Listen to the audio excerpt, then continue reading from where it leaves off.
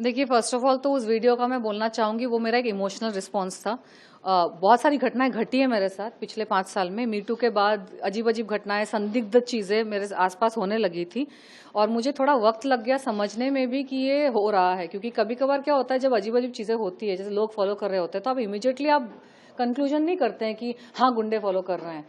एक नॉर्मल शरीफ फैमिली से जो होता है ना, वो विश्वास नहीं करना चाहता है ऐसा स्टार्टिंग में कि मेरे साथ एक्चुअली ऐसा हो रहा है। एक्सीडेंट हुआ, ब्रेक फेल एक्सीडेंट हुआ, मेरे खाने पीने में चीज़ें मिला के मुझे बीमार करने की कोशिश की गई। फूड पॉइजनिंग तो होते ही रहे काफ़ी टाइम तक। घर के बाहर चीज़ें हुई, सिक्योरिटी प्रॉब्लम्स बहुत सारे हुए। हमारी बिल्डिंग की पुरानी सिक्योरिटी कंपनी को चेंज कर दिया गया, नई सिक्योरिटी कंपनी आई तो और सारा इश्यूज होने लगे।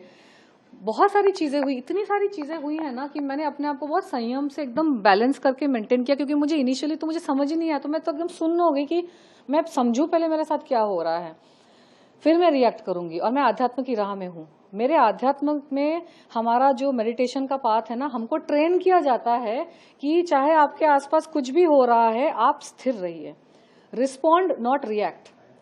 क्योंकि जो गुंडे होते हैं, बुरे लोग होते हैं, शैतानी आत्माएं होती है, शैतानी लोग होते हैं ना, जो आपको पकड़ के परेशान करना चाहते हैं, और वो इनडायरेक्टली परेशान करते हैं।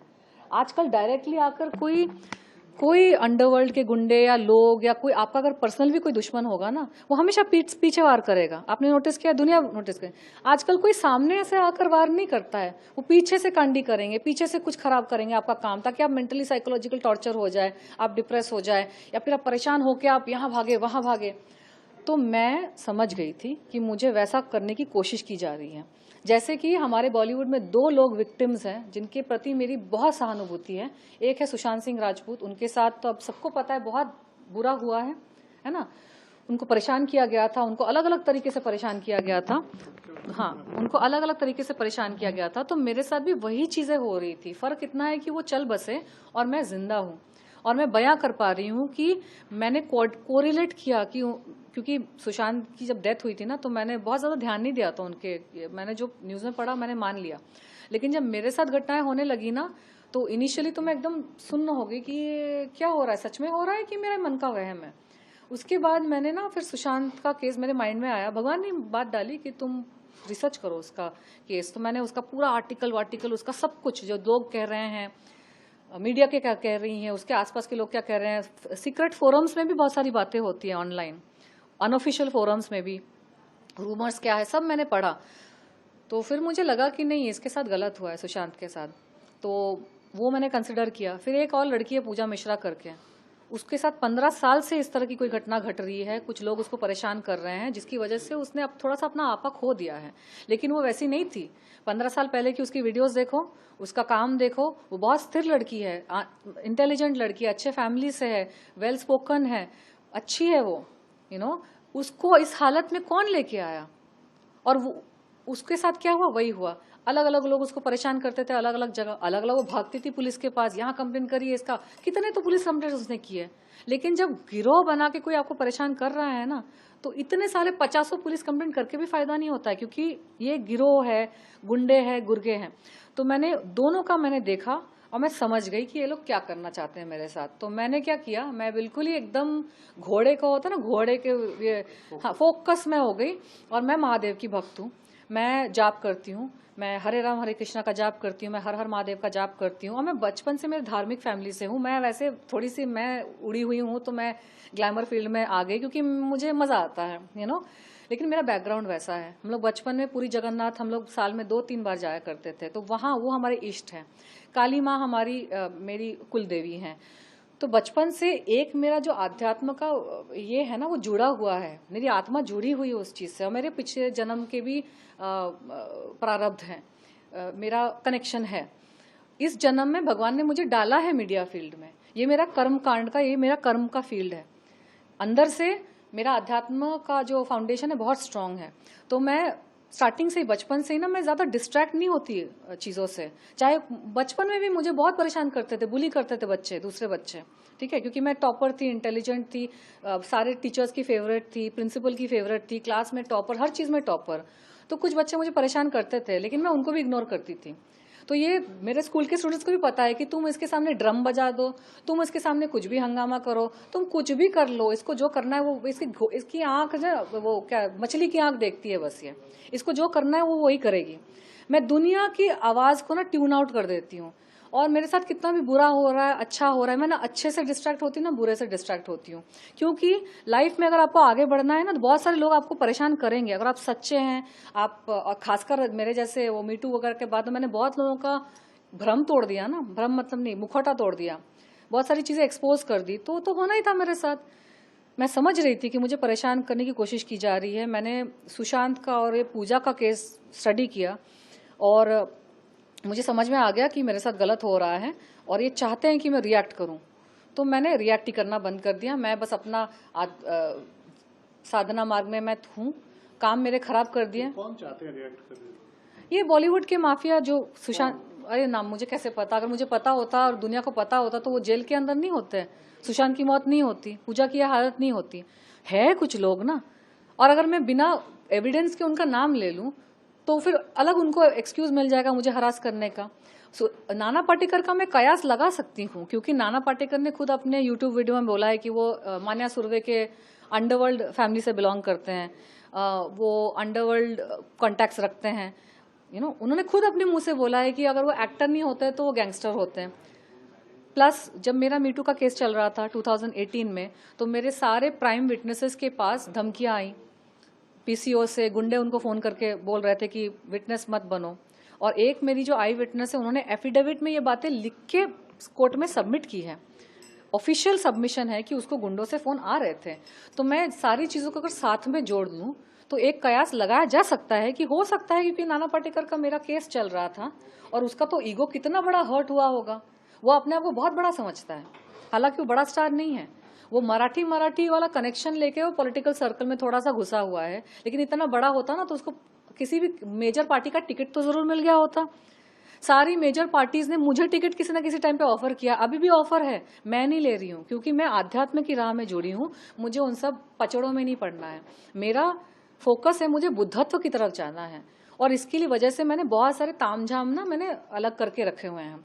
मुझे सारी मेजर टॉप पार्टीज के मेरे पास ऑफर है, मैं कभी भी चाहूँ मैं पॉलिटिक्स ज्वाइन कर सकती हूँ, लेकिन मैं आर्टिस्टिक हूँ, मैं क्रिएटिव हूँ, मुझे डांस म्यूजिक, मैं रूहानी आत्मा हूँ, मैं सूफी आत्मा हूँ, मुझे इस जोन में रहना पसंद है। मैं कंसल्ट कर सकती हूँ पॉलिटिशियंस को, मैं राह दिखा सकती हूँ कि मुझे ऐसा लगता है ऐसा होना चाहिए वैसा होना चाहिए, लेकिन मैं उस कीचड़ में खुद जाके खुद स्विमिंग नहीं करना चाहती। तो अगर इतना बड़ा नाना पाटेकर होता तो आज मंत्री नहीं बन के बैठा होता, उसको टिकट नहीं मिल गई होती, या फिर कोई बड़ी मूवी बड़े बड़े प्रोजेक्ट्स नहीं कर रहा होता। उसके छोटे छोटे प्रोजेक्ट्स भी फ्लॉप हो जाते हैं, जिसमें लीड रोल भी फ्लॉप हो जाता है, कैरेक्टर रोल वाले फिल्में भी फ्लॉप हो जाती है। उसका सिर्फ और सिर्फ ट्रम्प कार्ड ये है कि वो मराठी स्पीकिंग है, वो लोकल है, और उसके पास वक्त ज्यादा था क्योंकि वो बूढ़ा है और इस इंडस्ट्री में काफी टाइम से है, और उसने फोकस किया है पॉलिटिशियंस के साथ उठने बैठने का, तो उसका थोड़ा सा सर्कल बन गया है, जिसकी वजह से जस्टिस में भी बहुत रुकावट आई।